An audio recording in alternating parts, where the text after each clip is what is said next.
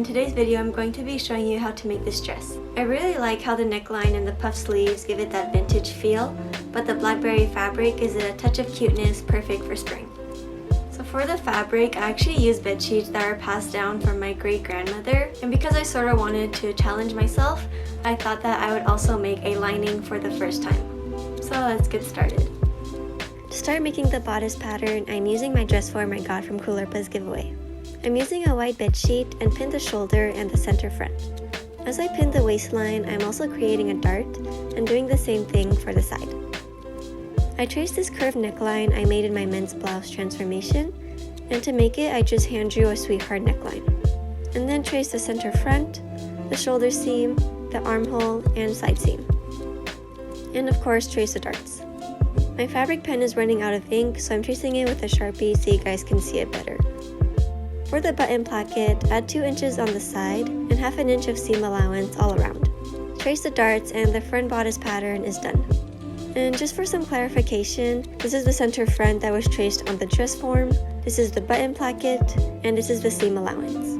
And for the back pattern, I'm using the one I made in my midi dress tutorial.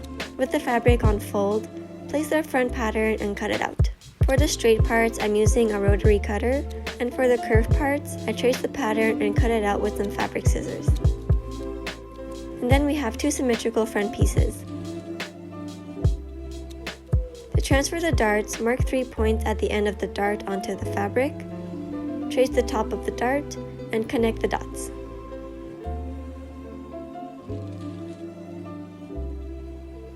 Fold the dart in half, pin it, and sew it with a straight stitch.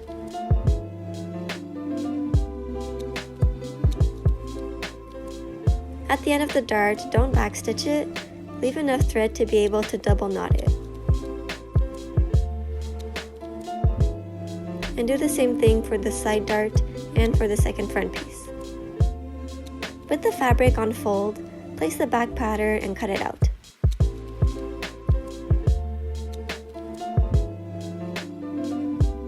Repeat the same steps with the lining fabric, but for the front piece, trace it without the button placket seam allowance. Cut all of the pieces out and don't forget to also sew the darts.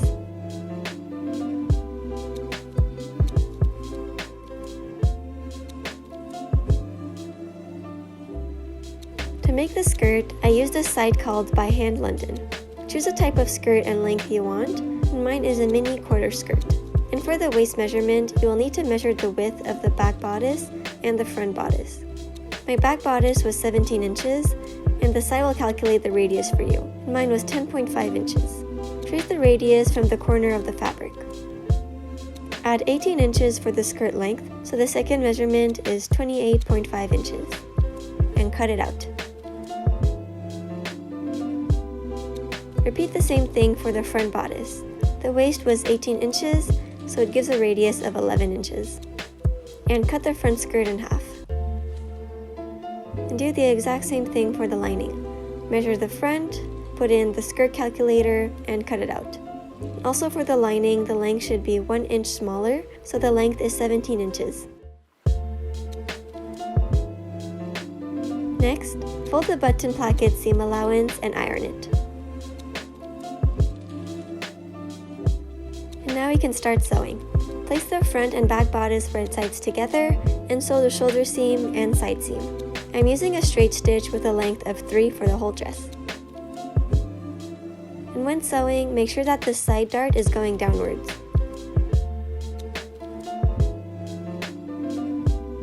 And repeat for the lining. Place the front and back skirt pieces right sides together and sew the side seams.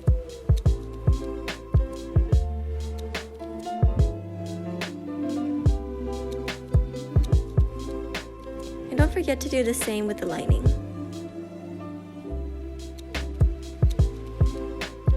After trying the skirt on, I realized that putting 2 quarter skirts together makes a half skirt, and it was too poofy. To fix mine, I took 6 inches off of the bottom and connected it to the top. Cut it out and you have a quarter skirt.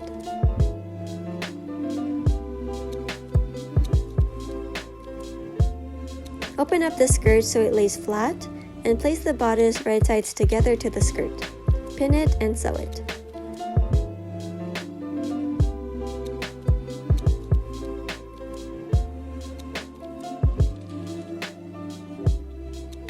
For the lining, hem the armholes by folding the edges in twice and sew it down.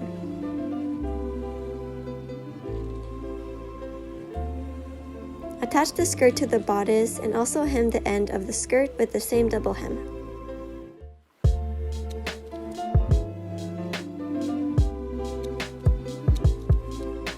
Now that the dress is starting to take form, you can iron the button placket.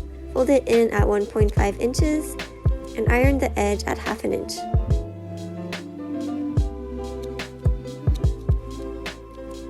And here's how the dresses should look like so far. And next, it's time to make the waist ties. I took the edge of the bedsheet and cut it at 1 inch. To be able to flip the ties, I'm using this ribbon technique I learned from with Wendy. Cut it at the length of the waist tie and sandwich it between the fabric. Sew the end closed and sew it all the way down at 1/4 inch. Cut the seam allowance and then pull on the ribbon to start flipping the fabric.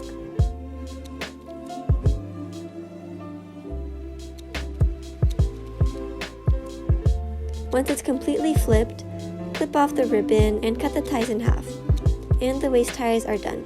Seam rip the seams at the side and insert the waist ties inside. Sew the side seam closed, and the waist tie is attached. To make the puffy sleeve pattern, trace a normal long sleeve onto some paper. For the end of the sleeve, I'm extending it until it reaches a 90-degree angle. Cut it out with a ½ inch seam allowance.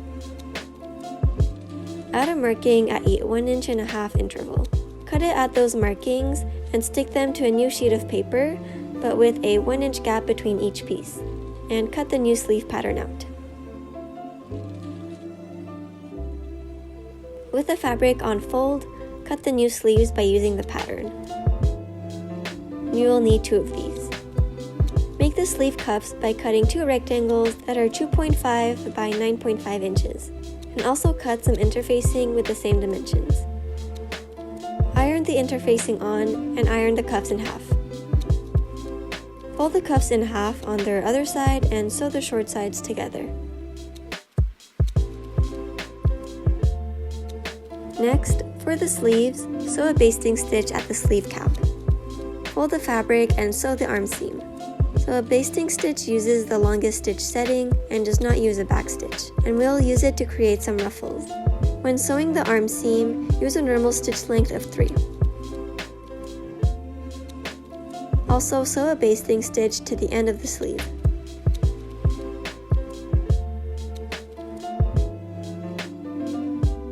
Flip the fabric to its right side and start ruffling the sleeve cap.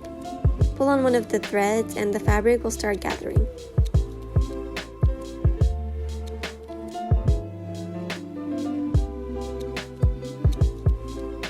Ruffle it until it reaches the side of the armhole.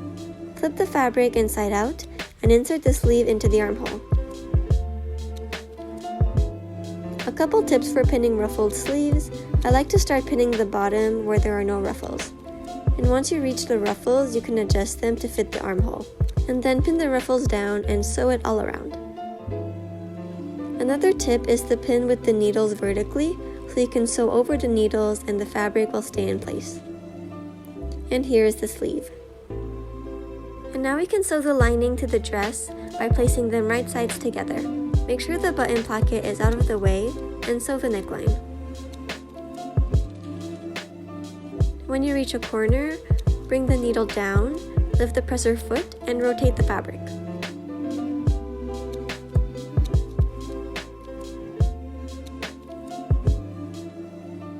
Flip the lining so that it's inside the dress.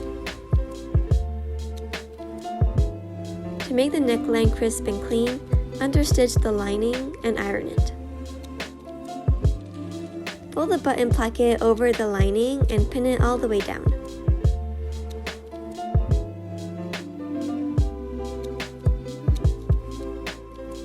Sew at the edge of the button placket.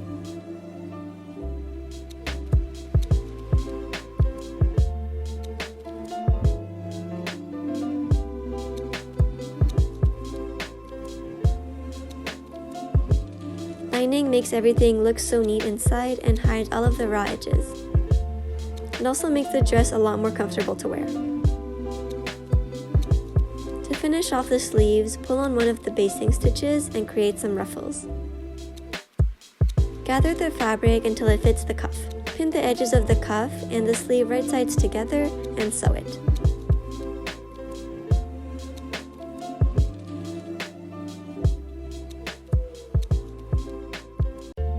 Unfold the cuff, fold the edge at 1/4 inch, and fold the cuff in half.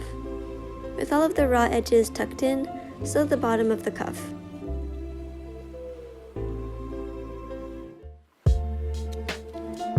And the puff sleeves are done.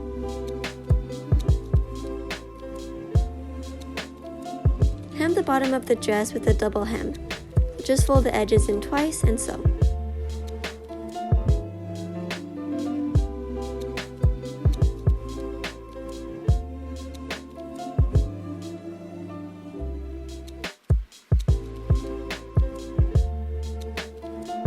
The last step is to place the buttons. Place 4 buttons below the waistline and 7 above. The buttons will go on the left side and the buttonholes on the right, and mine are all spaced at about 1.5 inches. And for the buttonholes, use the buttonhole function on your machine.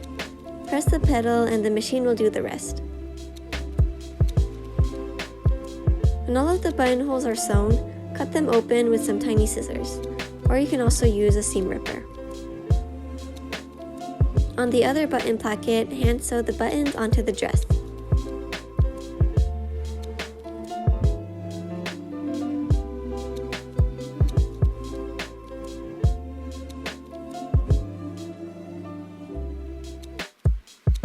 And lastly, sew the bottom of the button placket closed.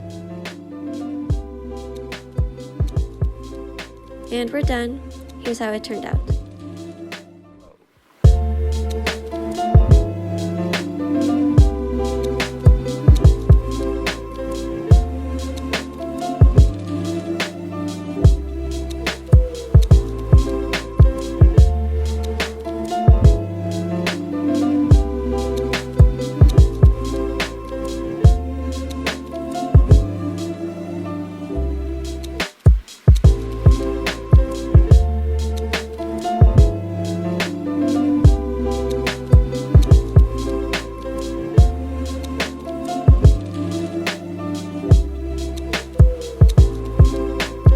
So much for watching, and I hope you enjoyed how the final dress turned out. Make sure to follow me on Instagram at Ali Jansen.